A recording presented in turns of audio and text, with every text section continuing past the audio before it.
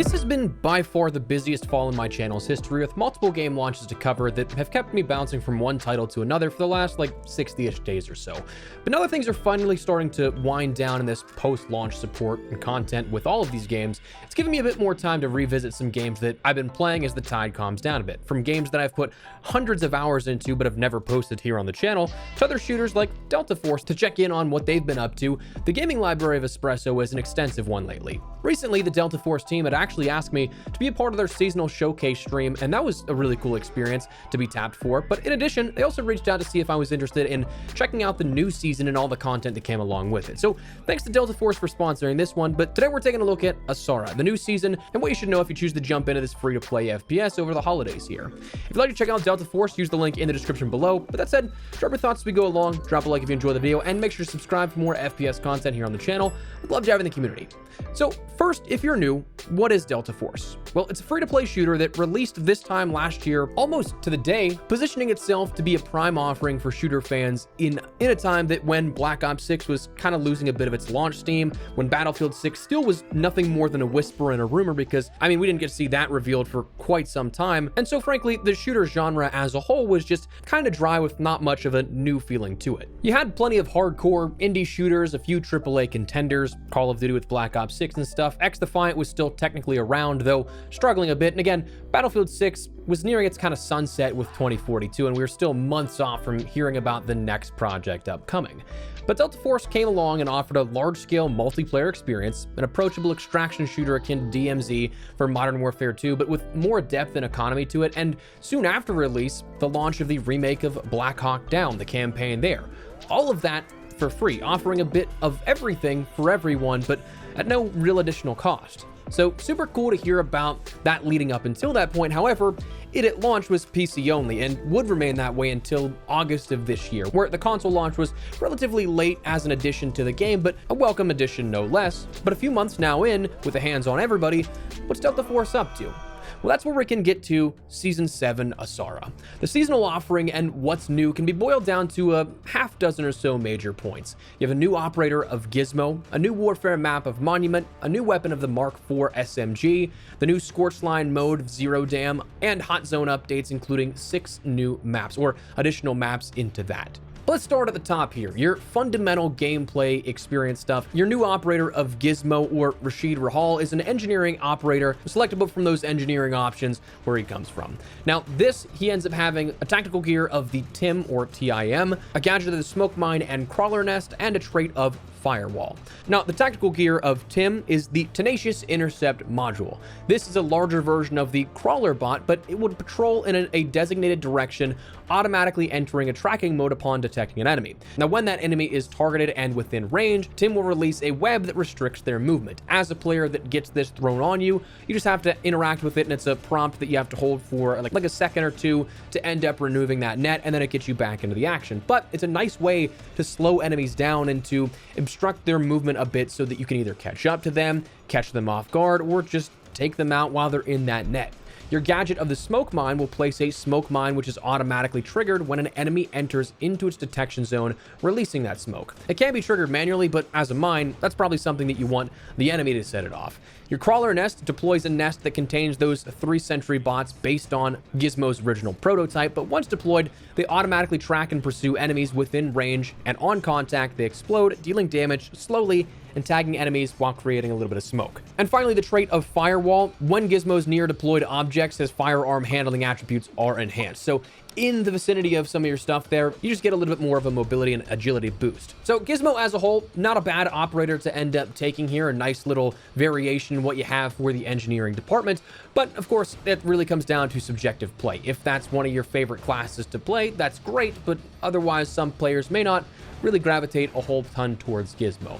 The new map of Monument is a rather cool design aesthetic, I think. I feel like a lot of games, when they tackle the desert biomes and things like that, they tackle Egypt and the pyramids, it's off in the distance. It's something that's a set piece that is, okay, I know where I'm at, but it doesn't really get you too involved. However, this map, you can actually scale the pyramids. So like that's pretty cool. This map features a wide variety of engagement types. You have sand dunes that provide minimal cover, making pushes sometimes a bit tougher to manage, and then you've got a bit of an interior play in and around the pyramids, from the lower levels in that built-up pillar to actually the edge of the pyramid itself, and the interwoven chambers all the way down into the other interior with more extensive play. Between the two, there's a surprising amount of variation here for various different play styles. Whether you like to snipe, use a rifle, LMG, maybe a shotgun even, there's something in this map for you at some place, which is pretty cool. I do think it's usually a harder thing to manage to try and balance those types of gameplay experiences, but I did like the cool mix here of this. Personally, I loved during our show matches, and what they made a challenge here for this was to see who could scale the pyramids. Like in the heat of battle, who could scale that? I gotta say, it's a really cool view from up there as well, being exponentially higher than literally any other player out there. Then you end up having your weapon of the Mark IV SMG. This is available by completing missions to unlock it, but this is a new burst SMG, so it introduces an interesting dynamic to how you end up engaging some players. Of course, you have those ranges of an SMG, so you have to be a little closer, but being that burst, being a tap fire in that sense, it changes how you may approach some of these engagements just because you don't have that consistent fast fire. You have to manually control those bursts here for you. So it's a nice sort of mix of higher risk, higher reward type of thing rather than just hold down the trigger and spray, but a fun weapon to use no less. And then on the larger side of things here, Hot Zone ended up getting an update. That's that 3v3v3 game mode. You end up getting 6 additional maps here introduced with this, of Zero Dam AC, Space City Core Area, the Tide Prison Core Area, the Leali Grove Sparkling Empress Hotel, the Brakesh Market, and the Brakesh New Tower of Babel top floor. This now allows for active map selection as well, with a minimum of 3 maps required, so you end up having a bit that you can cycle in and out of, which is definitely cool. So all of that said, I guess the question comes down to, is Delta Force worth coming back for? Well, I've said it before, I'll say it again. I think that right now is one of the best times to be a fan of FPS titles, because genuinely no matter what type of game you like, there's currently an experience out there for you. Delta Force, I think, threads the needle between a bigger gameplay experience while not necessarily taking itself too seriously with things like hero-based elements or a bit more arcadey of nature in how they handle some of the gunfights. It's a bit more arcade in nature, but still has those larger scale set pieces. So it's that, again, kind of middle ground between some of the titans in the industry that we have, while others lean more into one or the other of pure arcade or a tactical nature. This kind of threads the needle of both. Delta Force being free to play also offers up that nice little I'll try it out mentality, which as just a fan of games in general is a nice sort of thing to have a curiosity for. Like, I love to check out new games and return to others, especially when there's nothing to stop me from doing so. So free to play while introducing hurdles in other areas simply allows that curiosity to be scratched. Like, maybe I'll check it out, maybe I'll like it, maybe I won't, but either way it costs me nothing to try. Delta Force was that game that I really enjoyed when it launched, got really busy, and then sort of only been able to check in on major updates, and especially amidst the wildly busy Q4 here this year, I'm happy that things are calming down, that I was able to check out this new content. What I will say all the time for Delta Force, and have said since launch, is that the game is super approachable from a casual or first-time player, or even just as a veteran. Like, it's not that serious that you're going to get absolutely decimated if you're a first-time player or feel out of place or anything. Like, it's a relatively easy game to pick up, and with a backlog of 6 other seasons of content and a launch, you're jumping in at a pretty hefty time in this point. Like, the game has a lot of content to offer, especially if you are a brand new player. So you mix that in with things like, I don't know, maybe you're an extraction shooter type of player as well. Again, I said this way back around its launch, and will still continue to say it to this day. I think that the extraction on this is really easy to understand. It has an economy and depth to it, but it's accessible gameplay-wise, something like COD, like DMZ. You don't need to worry about one shot and dead like Tarkov or like the harder core stuff out there on the market. And it's a nice entry into the genre if you're interested in checking it out, but also isn't such a beginner thing that it's not worth playing.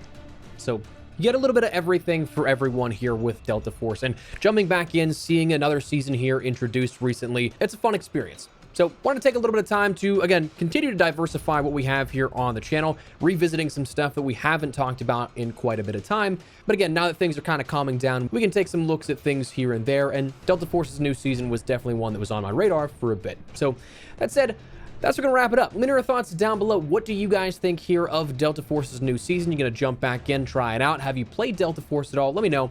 If you liked what you saw and you want to check out Delta Force, check out the link in the description below to grab it for yourself.